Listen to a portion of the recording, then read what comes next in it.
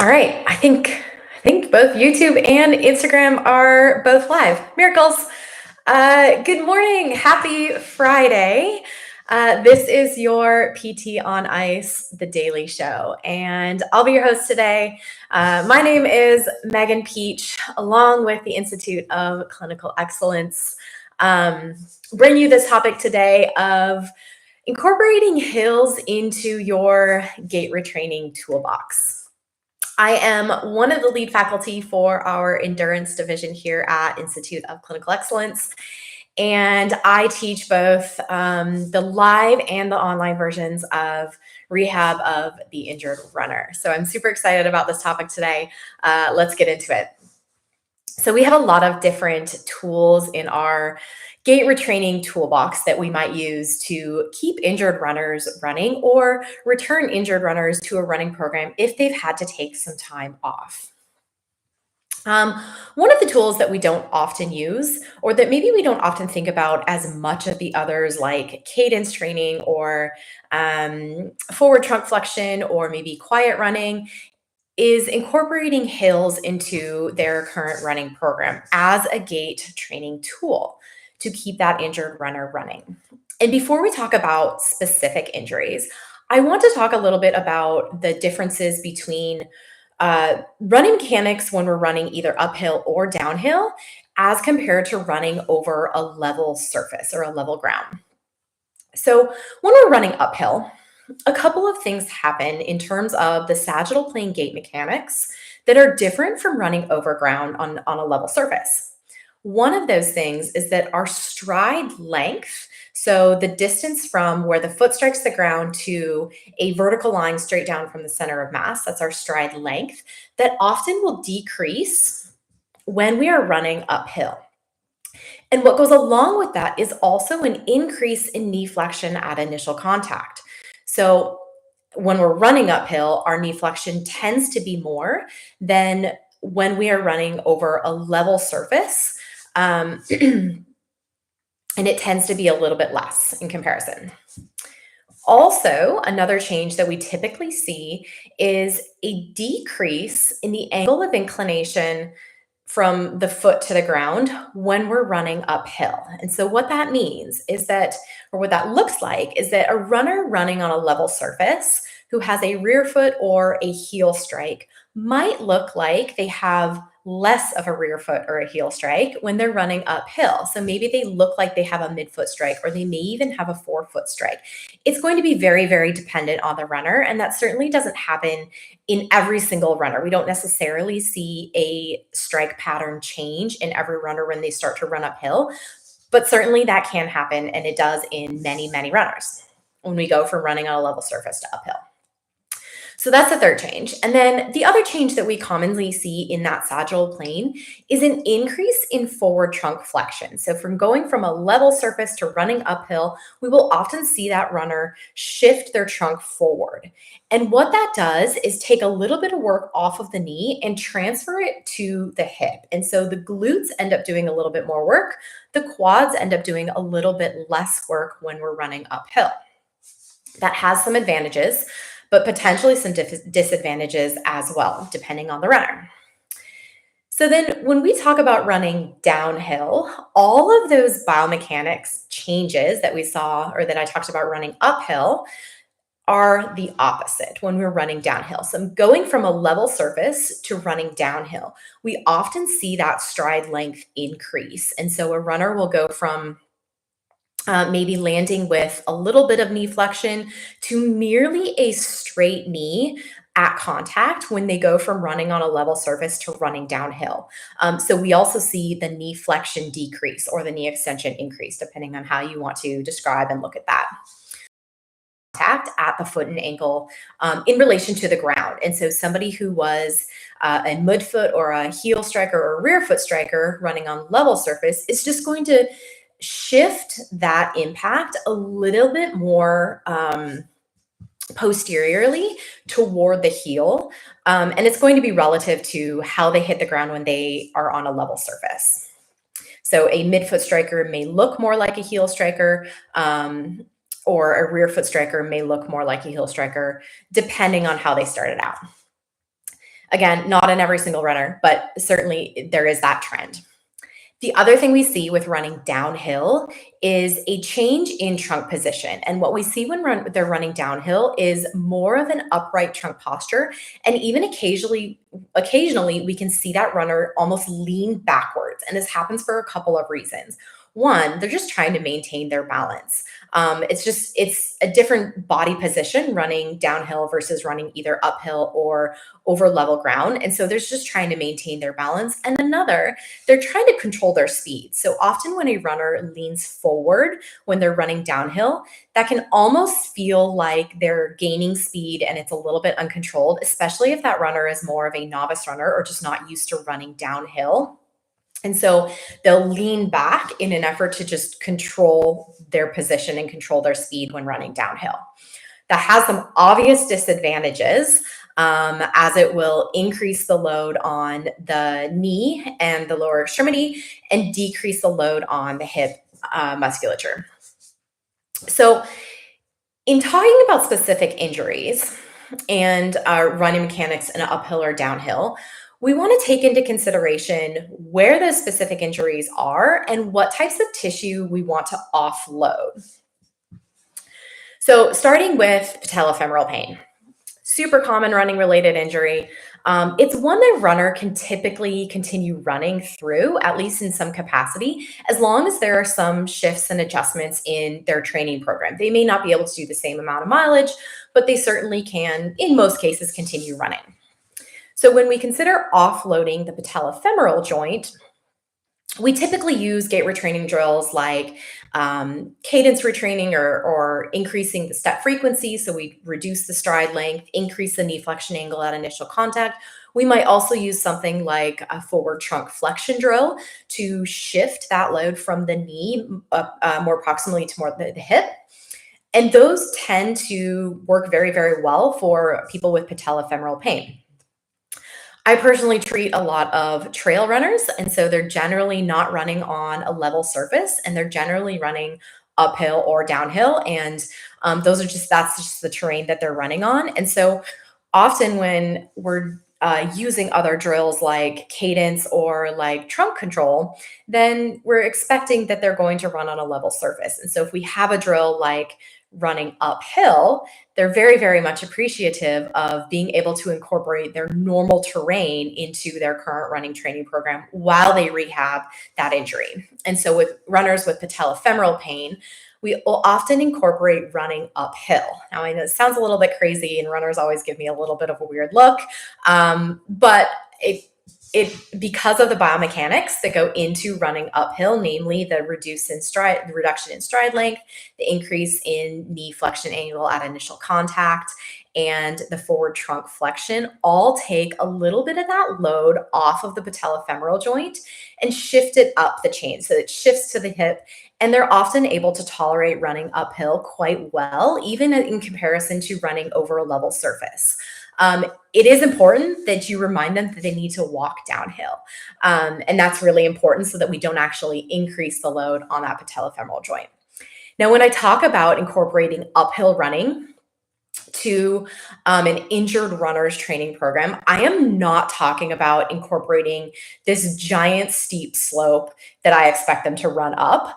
I'm talking about a very low grade, like a 3% grade, which is generally what's cited in the literature as something that the authors or the researchers are looking into as, does this create biomechanical changes? And even a low grade like 3% is enough to create some of those favorable biomechanic changes that are going to make a difference in that runner's ability to tolerate that running load.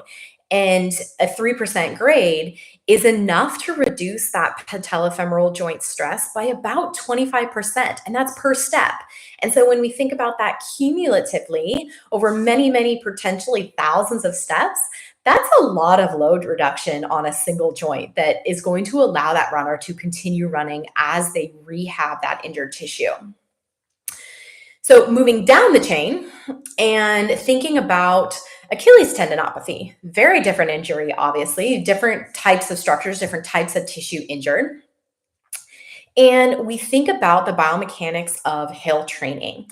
And when we think about biomechanics of running uphill, like I mentioned, we have that reduction in angle of inclination as one hits the ground or as one impacts going uphill. That reduction of angle of inclination, or the shift toward landing on a midfoot or a forefoot, is going to also result in an increase in load or stress on that posterior lower leg musculature. So the gastrocsoleus complex, as well as the Achilles tendon and some of the forefoot structures. And so with an injured runner with Achilles tendinopathy, they're actually going to accumulate more stress while running uphill than they would running on a level surface or downhill. So much so, in fact, it's about a 25% increase in stress on the Achilles tendon while running uphill as compared to that level ground. And so with a runner with Achilles tendinopathy, we actually want to discourage them from running uphill. We do not want them running uphill, obviously, while they're still symptomatic. Later on in the program, that might be something that we incorporate as they're able to tolerate more and more load, but certainly not while they're still symptomatic.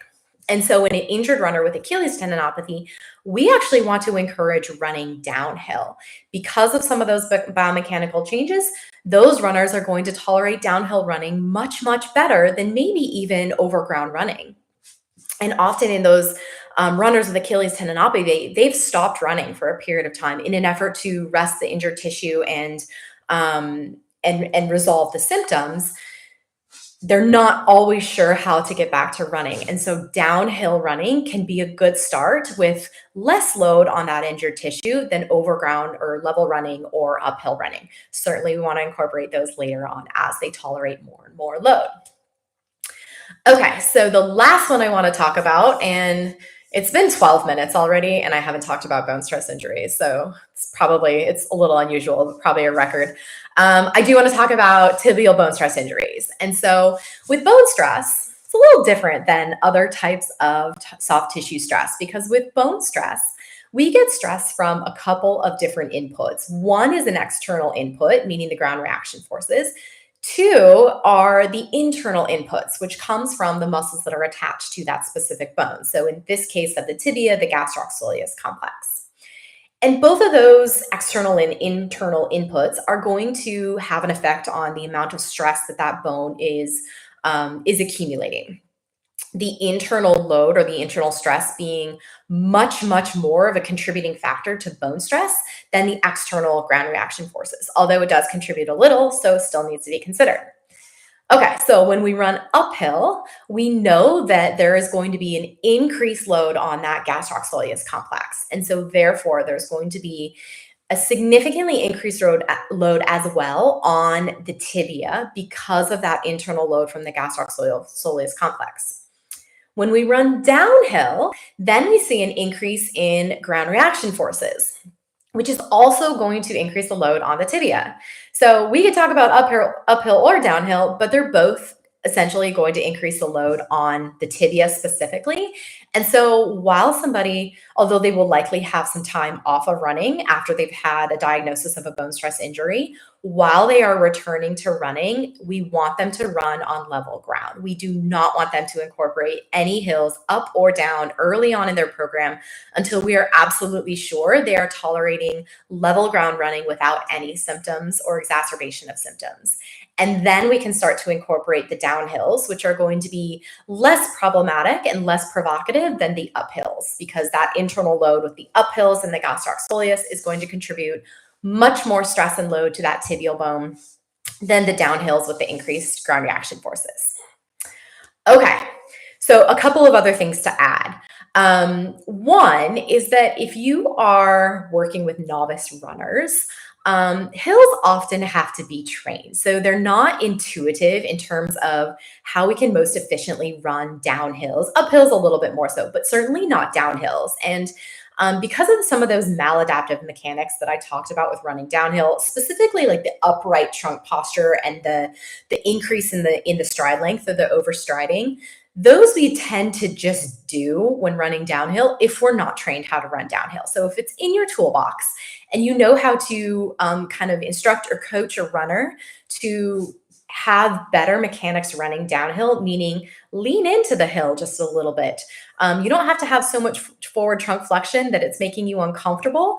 But lean into it just a little bit, or to maybe just be conscious of not extending the trunk posture or having a very rigid upright trunk posture.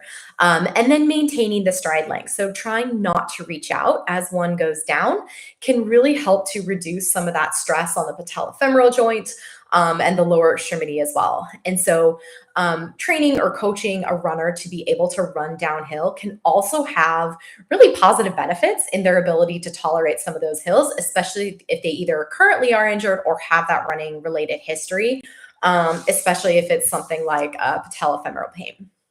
And then the other thing to mention with using uphill and downhill as gait retraining tools is that the biomechanical changes are not independent of changes in stride frequency or our cadence or changes in speed. And so just like any other gait retraining drill that we might use, so cadence, for example, it's really, really important that we maintain some of the other variables that go into running. So speed, for example, if somebody's running on a treadmill and we manipulate their cadence, we're really, really sure to maintain that speed. Otherwise, we may be changing too much at one time, or we may not be getting the desired effect that we want from that gait retraining tool if we are changing more than one variable. So if you are recommending like an uphill run, for example, try to maintain some of those other variables, specifically like stride frequency or cadence and speed. So obviously easier said than done, much easier on a treadmill than it is outdoors, like on a trail, but just something to be aware of. Okay, so to recap, running uphill or downhill can be a really effective tool for runners with specific injuries, such as patellofemoral pain or Achilles tendinopathy, that we can definitely put into our running gait retraining toolbox. As long as we keep some of those biomechanics in mind, and as long as we understand how uphill or downhill running can shift some of that load from one structure to another. And then also taking into consideration that there are instances when we do want runners to run on a flat surface. For example, in tibial bone stress injuries, when they are returning to run, it's really important to keep them on that flat surface so that they are not inducing excessive stress on that injured or healing tissue. All right, so before I let you go today, I do want to mention a couple of upcoming courses. We have, let's see, Rehab of the Injured Runner online. We are just about to start a new cohort. It is in May, the very beginning of May. So you've got a couple of weeks to sign up, but it's filling up. Sign up now. We have just revamped Rehab of the Injured Runner online for 2024. And so far, it's been really, really fun. We've had a lot of great engagement from current participants and previous participants in our courses this year. Great questions. It's been really fun so far. So make sure you get into that if that's something you've been meaning to do. We also have Rehab of the Injured Runner live. We have June in Wisconsin, and then we have September in Maryland. And then certainly the Bike Fit course is part of our endurance division. And so we have a course this weekend in North Carolina. We've got one in May, mid-May in Minnesota, and then up with our friends in Bellingham, Washington in June. All right, so that's it for me today. Hopefully you can add in hill training, uphills and downhills into your toolbox for rehabbing injured runners and just hit the ground running with that and use it right away. That's my goal for you for today. Feel free to ask any questions and hope you have a great Friday. All right, have a great weekend as well.